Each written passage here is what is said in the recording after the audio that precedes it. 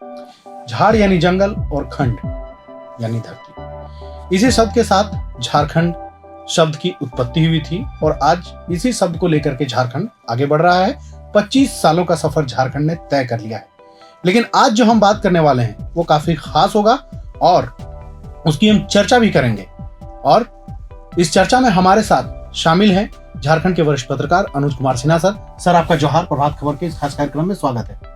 जोहार सर, हम बात कर रहे हैं 25 दिसंबर की। 25 दिसंबर झारखंड के लिए भी काफी मायने रखता है और देश के लिए भी काफी मायने रखता है, क्योंकि सर 25 दिसंबर के दिन ही श्रद्धेय अटल बिहारी वाजपेयी जी का जन्मदिन होता है और इधर झारखंड में शहीद निर्मल महतो का भी जन्मदिन होता है सर। दोनों अलग अलग दल के नेता होते हैं, अलग अलग विचारधारा होती है, लेकिन एक मुद्दे पर दोनों एक तरह से कहें कि साथ आते दिखते हैं और वो मुद्दा होता है सर झारखंड। एक ने झारखंड आंदोलन को अग्रणी रूप दिया, धार दिया, तो एक ने झारखंड को बनाने में काफी मदद की सर। इस पर सर विस्तार से अगर दोनों को जोड़ते हैं, निर्मल महतो जी, निर्मल दा जी, हम बोलेंगे यादे, और श्री अटल बिहारी वाजपेयी जी, वाजपेयी जी, दोनों का जन्मदिन 25 दिसंबर जी, ठीक है। और ये ऐसा दिन और दोनों के बीच में काम करने का तरीका एक लाइन में कर सकते हैं कि निर्मल महतो ने जो सपना देखा था अलग झारखंड राज्य का जी, जिसके लिए उन्होंने शिबू सोरेन और बाकी अन्य लोगों के साथ मिलकर झारखंड राज्य की लड़ाई लड़ी जी, उनके जीवन काल में राज्य नहीं बना, लेकिन उनके सपनों को साकार उन्होंने अटल बिहारी वाजपेयी ने किया जब अलग राज्य का निर्माण 2000 में हुआ। तो क्लियर हुआ कि निर्मल दा के सपनों को साकार किया वाजपेयी ने झारखंड राज्य देकर। तो ये हाँ, तो भाई सरकार उनकी थी ना, सरकार थी अड्डे की है। तो दोनों में अगर दोनों को जोड़ते हैं, दोनों दो विषय हैं, दोनों दो व्यक्ति हैं, सब कुछ है, लेकिन इस इशू पर अगर आप डिस्कशन करते हैं, बातचीत करते हैं, तो यही वो एक पॉइंट है जहां पर दोनों को जोड़ते हैं। वाजपेयी जी और निर्मल महतो है जिन्होंने झारखंड राज्य की गठन की लड़ाई लड़ी और उन्होंने राज्य दिलाया। सर, जिस जगह निर्मल महतो जी का जन्म हुआ, जमशेदपुर कोल्हान का वो क्षेत्र आता है, आपने अपने पत्रकारिता जीवन में काफी कुछ वहां सर काम किया। आपने कोई खास ऐसी कहानियां, कोई खास ऐसा गुण जो उनको अलग बनाता है सर? आज भी कई मंचों पर निर्मल महतो का नाम, झारखंड नामधारी दल के नेता हो या राष्ट्रीय पार्टियां भी उनका नाम अक्सर लेती रही है। उनके कुछ खास गुण ऐसे बताइए झारखंड के लोगों को जो नहीं जानते होंगे सर, क्योंकि आप काफी नजदीक से उन जगहों पर आपने काम किया है। जमशेदपुर शहर में एक जगह है उलियान, जहां उनका जन्म हुआ था 1950 में। 50 में ही, तो इसका मतलब 75 साल पूरा होगा 25 दिसंबर 2025 को। तो समझिए कि जो भारत के प्रधानमंत्री जी नरेंद्र मोदी जी का जन्म जिस साल हुआ उसी साल निर्मला का जन्म हुआ जी। 4-5 महीने का फर्क रहा जी। गुण के बारे में, तो वो जो इलाका है जमशेदपुर, वहां पे टाटा का शहर है, सब कुछ चलता था। 2-3 गुण उनमें बचपन से थे। हम एक चर्चा करते हैं, बहुत हेल्पिंग एटीट्यूड के, बहुत हेल्प करने वाले और जुनूनी व्यक्ति जी। उस समय क्या था कि लोग कर्ज ले लेते थे, जैसे गुरुजी ने चलाया था अभियान, तो इनका था कि टाटा शहर में वहां पर है बहुत से अफगानी लोग रहते थे जी। वो पैसा सूद पर लगा लेते, काबुली के नाम से सर वो फेमस, काबुली कहते थे, और जो वेतन मिलता और उसी से छीन लेते थे। तो ये बड़ा तरस आता है कि अब स्वीपर है बेचारा, वो ले लिया, कर्ज ले लिया है, तो जाकर मुगल तक बोलते थे, मुगल करके उसे छीनते थे। तो इसके बहुत खिलाफ रहते थे निर्मल दा। लोग आए उनके पास कि पैसा छीन लेता है, तो ये जाते थे अपनी टीम के साथ। पैसा सर हाथ में मिलता था, एक लिफाफा में पैसा मिला और वहीं वो सिस्टम नहीं होता था। हाँ, तो ये काम किया कि नहीं, हम जाते थे और उन लोग को मार पीट के भगवाए करके है और उससे मुक्ति दिलाने का काम वो करते थे। ठीक है, लेकिन जो कहानी आपको बता रहे हैं कि कैसे थे, बहुत कम उम्र में 37 साल ही उनका जीवन रहा जी। 37 साल में उन्होंने ये पहचान बनाई कि हम और आज यहाँ बैठ के चर्चा कर रहे हैं। एक शादी हो रही थी, शादी, और उसमें निर्मल महतो को बुलाया गया था। बारात आई थी संभवतः उड़ीसा से जी, बारात आई थी। रात में क्या हुआ, निर्मल दा बैठे हुए थे करके शादी में जाते हैं जैसे जो लोग आते हैं मोहल्ला और आसपास के इलाके का। अचानक क्या हुआ कि सब लोग बड़े चुपचाप हो गए। तो निर्मल दा ने पूछा लड़की के पिताजी से कि क्या हुआ, बड़ा बारात आने के बाद कि बड़ा गंभीर माहौल अचानक हो गया है, बहुत चिंतित है। तो कहा गया, बताया गया है कि लड़का को सोने का चेन चाहिए, हार नहीं मिलेगा तो शादी करने को तैयार नहीं हो रहा है। अच्छा, सोचिए। तो लोग डर रहा था इनको बताने से, क्योंकि ये समझता था, ये पिटते हुए थे, बदमाशी करोगे बाबू तो सुनेंगे नहीं। तो सबको डर भी लगा कि निर्मल दा को अगर मालूम हो जाए कि लड़का दूल्हा या उसके पिताजी पैसा मांग रहे हैं और सीधे कहिएगा यहाँ की भाषा में ऐठा रहे हैं कि नहीं दीजिएगा हार तो शादी नहीं करेंगे, तो उसको तो पकड़ के धो देंगे, हाथ पर तोड़ देंगे लड़का का पूरा बाराती को। तो लेकिन निर्मल दा जानते थे कि लड़की की शादी है, लड़की की शादी हो रही है, वहां पर कैसे मामले को संभालना है। तो उन्होंने खुद गए और पूछे कि क्या बात है। तो उनको बताया गया कि चेन चाहिए है। यही पर वो बात बता रहा हूं जो अन्य नेताओं से निर्मल दा को अलग करता है। निर्मल दा की मां ने निर्मल दा को एक सोने की चेन दी जो उस वक्त तो पहने हुए थे, वो अपने गले में पहने हुए थे।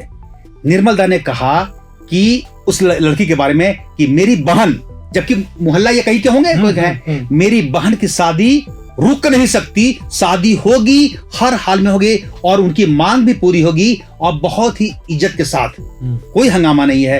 उन्होंने निर्मल दा ने अपने गले से उस चेन को निकाला, सोने के चेन को, और जाकर हैंडओवर कर दिया कि इससे हो, और फिर रात भर वहां पर बैठे रहे। जब शादी हो गई, बारात विदा हो गई, उसके बाद वो अपने घर गए।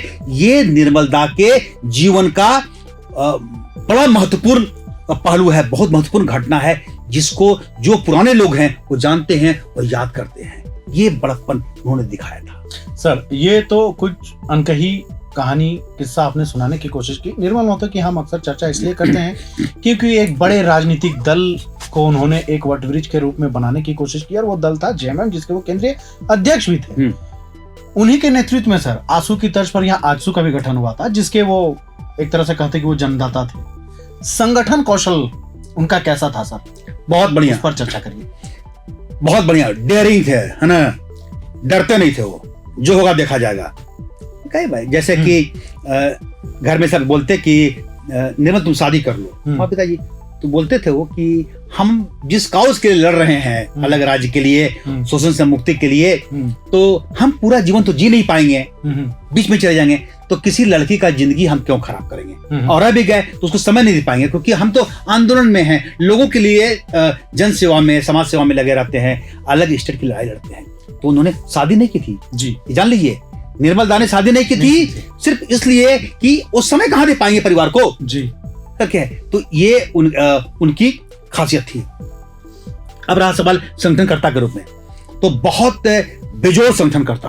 पहले वो झारखंड पार्टी में थे, लेकिन जब इधर आए ना तो उन्होंने बड़े तेजी से, बहुत ही तेजी से संगठन का विस्तार किया, गुरुजी के साथ मिलकर किया है, और खुद चले जाते थे अपने। इन्हें की एक घटना थी, संथाल परगना में कुछ नेता लोगों के पार्टी के दल के लोग वहां पर थे जी। तो ये पार्टी के अध्यक्ष थे, गुरुजी महासचिव थे सोरेन जी। इनके भाई की शादी थी, भाई की, तो उस भाई की शादी का न्योता लेकर ये खुद चले गए संथाल परगना इलाके में, और जो सीनियर नेताओं थे उनको बुलाया कि आपको आना है। ये अपने कलीग को, अपने सहयोगियों को इज्जत देते थे। उनके कार्यकाल में वो समझ गए थे, निर्मल दा जानते थे कि जेएमएम मूलतः पॉलिटिकल पार्टी, आंदोलन की पार्टी जो है, लेकिन इसकी सीमा रहेगी, और अलग राज्य ऐसे नहीं मिलने वाला है। कहीं ना कहीं अलग राज्य लेने के लिए एक यंग लोगों को आगे आना पड़ेगा, छात्रों को आगे आना पड़ेगा।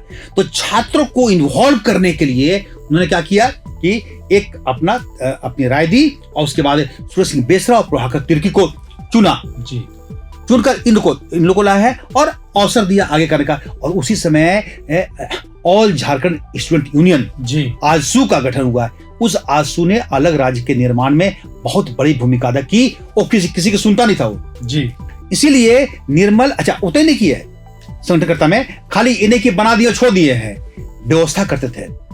ये लोग जानते हैं कि 22 जून को गठन हो गया था आसू का। उसके बाद ये सोचे कि नहीं, ये लड़के लोग जो होंगे हैं इनको तैयारी चाहिए, ट्रेनिंग चाहिए। तो कैसे लड़ाई लड़ी जाए, तो ट्रेनिंग के लिए कि जाके समझ कराओ कि बाकी जगहों पे जो लड़ाई चल रही है वहां के लोग कैसे लड़ रहे हैं। और उसमें वो कहां था, चले गए असम में रिगु फुकन हुआ करते थे, प्रफुल्ल मोहंती हुआ करते थे। जाइए आप लोग उनसे मिल कर आइए। और ये इसमें बंगाल में गोरखालैंड की लड़ाई चल रही थी है, तो आप वहां जाओ और वहां से मिलकर आओ। तो इन दोनों जगहों पे गोरखालैंड गए और असम, आसू के लीडर को उन्होंने भेजा। उस समय जमशेदपुर से प्लेन से इन लोगों को सोनारी एयरपोर्ट से कलकत्ता भिजवाने की व्यवस्था की थी ना, वो की थी। और वहां से आए। तो ये संगठन कैसे बनता है, उसको अवसर कैसे मिलता है, उसको सहयोग कैसे करना है, छोड़ नहीं दिए है। उसको गाइड करना, प्रॉपर ट्रेनिंग देना, समझाना हर को है। ये उनके अंदर में खास गुण था। और यही कारण था कि अध्यक्ष बनने के बहुत कम समय के अंदर में ही उन्होंने संगठन को इतना मजबूत कर लिया कि झारखंड आंदोलन जो जेएमएम लिमिटेड हुआ करता था एक समय है, खास तौर पर उस इलाके में धनबाद, बोकारो, हजारीबाग, गिरिडीह और थोड़ा सा इलाका दुमका के आसपास का वहां तक था। वो जेएमएम पूरे कोल्हान में छा गया। कोल्हान में स्ट्रॉन्ग करने में पार्टी को इनका बहुत बड़ा रोल रहा। ठीक, पूरे स्टेट में उन्होंने संगठन तैयार किया और लोग उनकी एक आवाज पर जान देने के लिए तैयार रहते थे।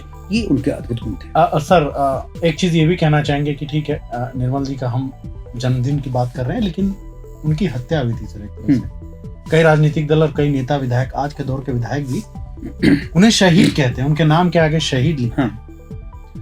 वो सर जो गोलीकांड चमरिया गेस्ट हाउस में जो हुआ था सर, उस पर भी थोड़ा सा चर्चा कर दे, क्योंकि जब भी उनकी तस्वीर सोशल मीडिया में तैरती है उनके जन्मदिन और पुण्यतिथि के दिन, तब अक्सर ये एक कोट लिखा होता है सर। संभवतः इस कोट को आपने भी अपने पत्रकारी जीवन में पढ़ा होगा कि सवाल बनकर फिर उठूंगा, जो हो सके तो जवाब रखना। तो सर उस घटना कि निर्मल दा जिस तरीके से शोषकों के खिलाफ लड़ते थे जी, ना जी, जो लोग थे, तो उनके दुश्मन भी बहुत हुए थे जी। मतलब वो सच कहें तो अन्याय को बर्दाश्त नहीं करते थे जी, वो सुनते नहीं थे। कभी गए, 2-3 घटना ये इसी से जुड़ा बताते हैं करके है कि मुआवजा नहीं मिल रहा है, तो गए रोड पर, वहीं जहां पर जिस इलाके में रोड बन रहा है और वहां पर गए, काम रुकवा दिए, गांव के लोगों को बुलाए और बोले कि डिप्टी कमिश्नर को यहाँ पे आना पड़ेगा, यहाँ पर आइए और यहीं तय होगा मुआवजा, कंपनी है यहाँ तय होगा। तो आप ये सोचिए कि जब आप इतना हक दिलवा रहे हैं, दबंग किस्म के थे, किसी के सुनते नहीं। दबंग वर्ड मत करिए, दबंग वर्ड नहीं हुआ है चुका, वो अलग, मतलब वो बोल्ड थे, हाँ, और लड़ने वाले थे, चिंता लोगों के, बस वो है, ठीक है, पॉजिटिव में करके है कि वो कैसे नहीं दोगे आप, उसका हक है, हक की बात, लोगों के हक के लिए, उसको अधिकार दिलाने के लिए वो लड़ते थे। तो जब आप लड़ रहे हैं इतना, तो आपके दुश्मन भी कम नहीं होंगे जी, उन दिनों है, तो इनके दुश्मनों की संख्या भी कम नहीं थी। उसी अवसर पर कभी कई इशू थे, तो इत्तेफाक से कहे कि वो कांग्रेस का एक नेता निकल गया था करके था, है वो लोग थे, और उसमें कई लोग इन्वॉल्व थे हैं। जब चमरिया गेस्ट हाउस में वो मीटिंग करके निकल रहे थे हैं, तो उसी समय उनके ऊपर फायरिंग की गई है। इसको बाद में कहा गया कि बिहार के कुछ बड़े दिग्गज नेता हैं, उन लोगों ने मिलकर इनके कद को कम करने के लिए, खत्म करने के लिए इनकी हत्या करवाई। ये सब चलता रहा, जांच हुई, लेकिन निर्मल दा अगर उनकी हत्या नहीं होती, अगर ये तो राज्य बनता कि न बनता, ये डिबेट का विषय है। क्योंकि उनकी हत्या के बाद जो माहौल बना कि सबसे बड़े लीडर, केंद्रीय अध्यक्ष जेएम का, उसकी हत्या हो जाए, उसके बाद आजसू ने जो तेवर अपनाया, आजसू ने 3 दिन 72 घंटे के बंदी का कॉल किया, बड़े तौर पर हिंसा हुई जिसने पूरे स्टेट को थर्रा दिया और इसकी गूंज दिल्ली तक गई है।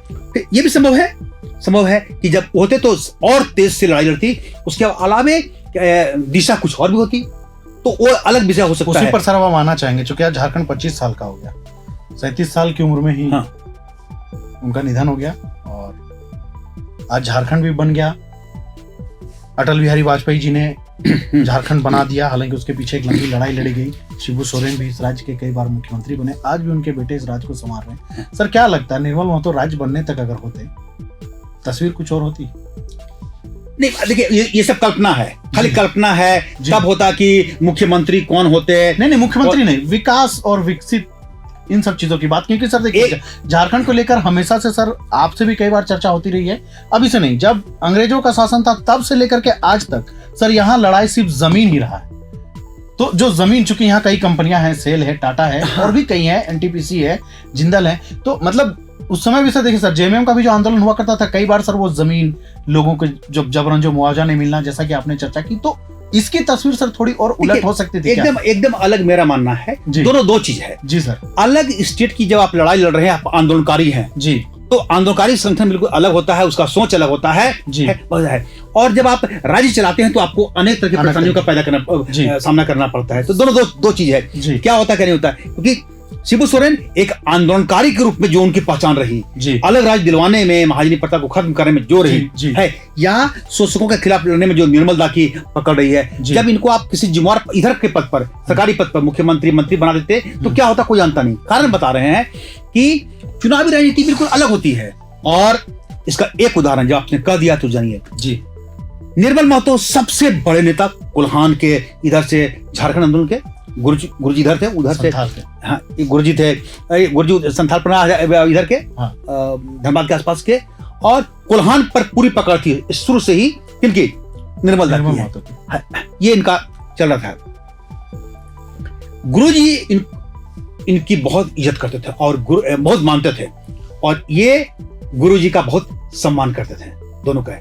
गुरुजी के मन में हमेशा होता था, क्योंकि इनको तो शिबू सोरेन जी लाए थे जी, खोज कर ला के करके जिक्र भी किए हैं वो है। जब वो जाते थे तो दोनों का मिलना जुलना है। चाहते थे गुरुजी कि निर्मल दा विधायक और एमपी या एमपी बने, वो चाहते थे जी हमेशा। अध्यक्ष थे कौन, निर्मल दा, अपने मौजूद है। तो एक होता है कि दोनों हो गए हैं, और गुरुजी बन चुके थे 1980 में, बन चुके थे एमपी बन चुके थे दुमका से। निर्मल दा को 1982 में एक तिरुडी में कांड हुआ था, अजय धनंजय प्रकरण में गोली कांड हुआ था, उसमें 2 छात्र मारे गए थे। उसके बाद इनकी बहुत बड़ी भूमिका थी कि लोगों को एकजुट किया और पुलिस के जुल्म के खिलाफ वो वहां पर पहुंचे और खुद जाकर वहां पे लीड किया था। ये अलग घटना है। उसी जगह है जब निर्मल दा चुनाव लड़े, तो निर्मल दा चुनाव लड़े कहां से, एक बार चुनाव लड़े पश्चिमी जमशेदपुर सीट से, जिसमें कि उनका जन्म जहां इलाका हुआ कदमा, उस इलाके में आता है। वहां से वो चुनाव नहीं जीत सके। देखिए अपने घर से क्या होता है, एक दूसरा जब वो लड़े ईचागढ़ विधानसभा क्षेत्र से चुनाव, वहां भी लड़े, वहां भी मामूली वोट से हार गए। जहां उनकी वो कर्म भूमि रही, जहां के लिए वो लड़े, वहां से हैं। उसके बाद ये दो सीटों पर है, क्योंकि चुनाव की राजनीति बिल्कुल अलग होती है। चुनाव का जो दांव पेच है उसमें वो नहीं पड़ते हैं। रांची लोकसभा सीट से भी 1984 में वो चुनाव लड़े है, लेकिन चूंकि इंदिरा गांधी की हत्या के बाद जो माहौल अलग हो गया था, तो चुनाव वहां भी वो चुनाव वो नहीं जीत पाए हैं। कहने का यह है कि वो आंदोलन में जहां जहां हाथ लगाए वहां सफल हुए, जहां सामाजिक सरोकार की बात हुई वहां सफल हुए, लेकिन ये वोट लेकर चुनाव जीतने वाला, वोट लेने वाला, इसमें वो सक्सेस नहीं हो पाए, क्योंकि वो बहुत अजीब उसका फॉर्मूला है, अजीब इक्वेशन है, उसमें वो हर कोई सफल नहीं होता है। इसलिए ये कहना बहुत कठिन काम है कि निर्मल दा जब राज्य बनने के बाद तक अगर जिंदा रहते तो दिशा क्या होती, ये आकलन करना अनुचित होगा, उचित नहीं होगा। ठीक है सर, चूंकि अटल बिहारी वाजपेयी जी की भी हम चर्चा कर रहे हैं, तो अटल बिहारी वाजपेयी भी अपनी बोल्ड स्टेटमेंट, जो कहना है मुखरता के साथ कहने के लिए जाने जाते हैं। संसद में भी वो अपनी कहानी के जरिए, स्पीच के जरिए, शेर शायरी के जरिए वो कहते रहे। इंदिरा गांधी जी के बारे में उनका एक हमेशा सर लिखा पढ़ा जाता है कि उन्होंने इंदिरा गांधी जी को दुर्गा कहा। सर इसके पीछे का सच क्या है, आप बता सकते हैं? हम बताएंगे जी। हम उस पढ़े हैं अब उसके पहले जब आप निर्मल दा पर बात हो रही है और वाजपेयी जी पर हो रही है, तो वाजपेयी जी का झारखंड कनेक्शन पर तो बात आपको करनी चाहिए। जी सर बिल्कुल, तभी आपको होगा ना। सर बिल्कुल। तो ये गौर करिए कि झारखंड के प्रति वाजपेयी जी भी सर पहले राजनीतिक जीवन मानने से पहले पत्रकार हुआ करते थे, और उसके बाद झारखंड में उनका लंबे समय से संघ के कारण उनका आना जाना रहा है। जी सर, जरूर यहाँ पे आए हैं, हर जगह पे आ करते हैं। एक पुराने जितने लोग आपके हैं सब क्या यहाँ पे रांची एक्सप्रेस अखबार जो है उसके मालिक सीताराम मारू जी के पास वो हमेशा आते थे, वहां ठहरते भी थे। ये बना हुआ था वाजपेयी जी का है। लेकिन जब तक अलग राज्य के बारे में सपोर्ट नहीं था भाजपा का है, तब तक तो कोई सपोर्ट नहीं करता पार्टी का है। तो 1988 भाजपा का गठन हुआ था 1980 में।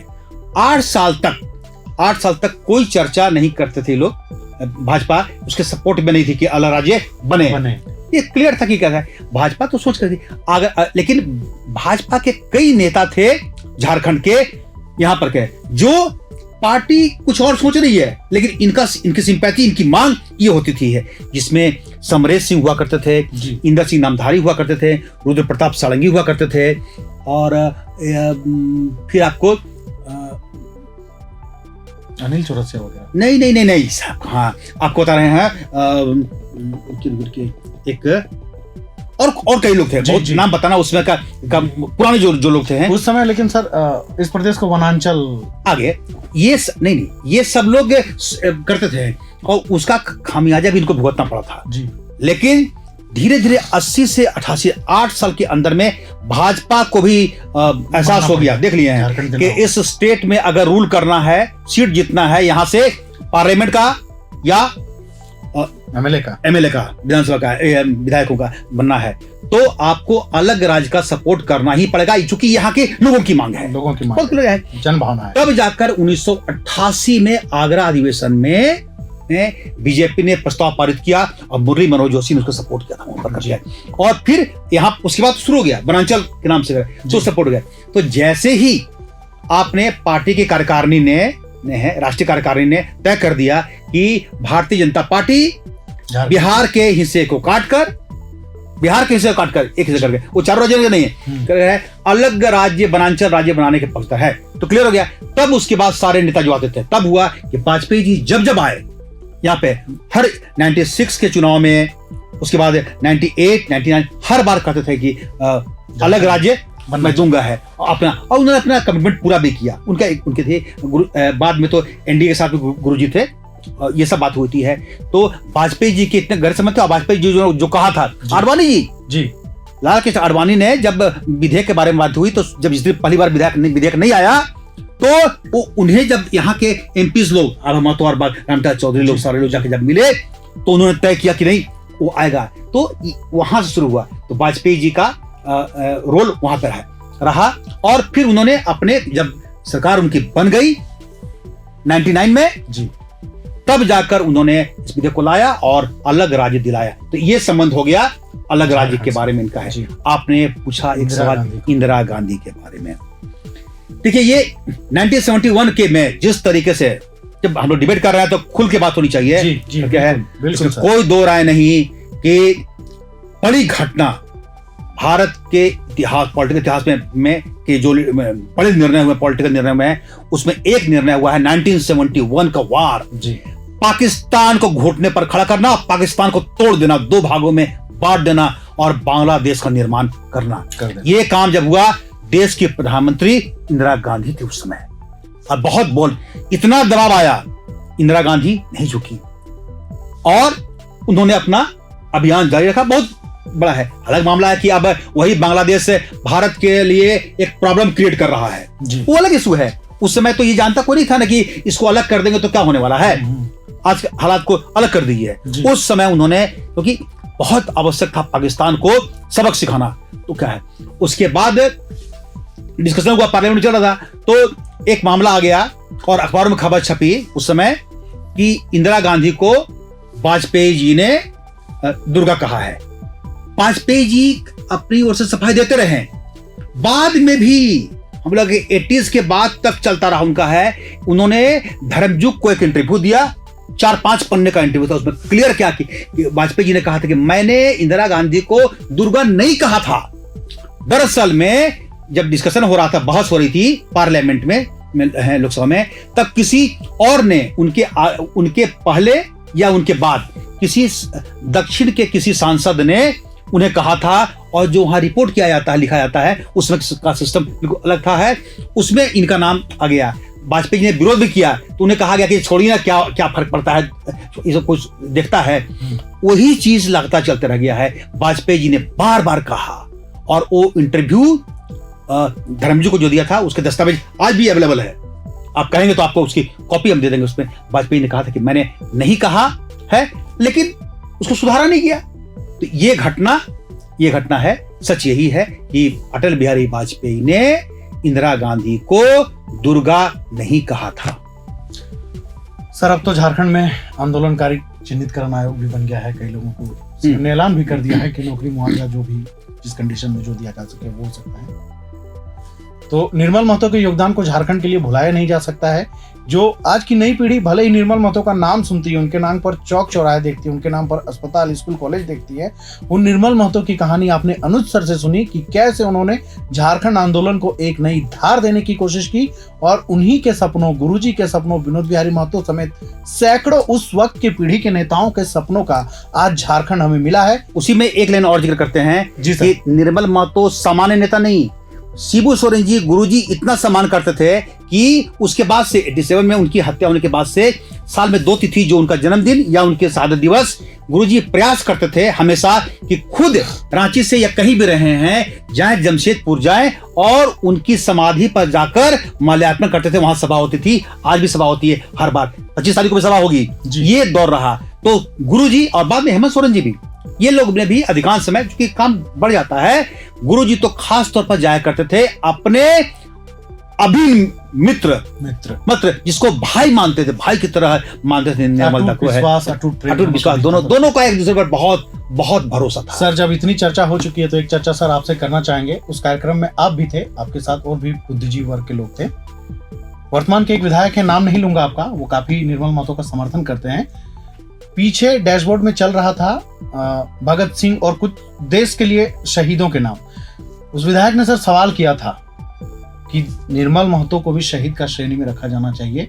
आप उनकी मतलब शहादत को ऐसे यूं ही नहीं जाया कर सकते हैं। तो सर इसको वाक्य और इस पर सर थोड़ा संक्षेप में सर। नहीं सुनिए, एक चीज सही बात है। एक टीवी का कार्यक्रम था, उसमें गए हुए थे हम लोग, उसमें नाम था, उसमें जिक्र उनका नहीं था जी। एक चीज आप नोट कर लीजिए जी, है जो शहीद देश के लिए जो लोग शहादत दी है या जो लोगों ने अलग राज्य के लिए दिए हैं, शहीद हैं जी, ठीक है जी। कोई जगह पर नाम नहीं देने से उनकी शहादत कम नहीं हो जाती है, जिससे कोई विषय ही नहीं है। जो न दिए, जहां कहीं चूक होती है तो उनकी गलती हो सकती है, इससे कोई फर्क नहीं पड़ता है। आप भगत सिंह का नाम कहीं नहीं डालेंगे तो क्या वो शहीद नहीं हुए?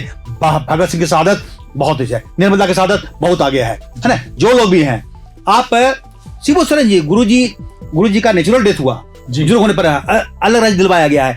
बाद में आने वाले 2-4-10 सालों में आपको कहीं कुछ और कोई बने, उसको उनको बोले नहीं इनका कोई रोल, उससे कोई फर्क नहीं पड़ता। गुरुजी का रोल रहा अलग राज्य के लिए। हर व्यक्ति की अपनी भूमिका होती है, अपना रोल होता है।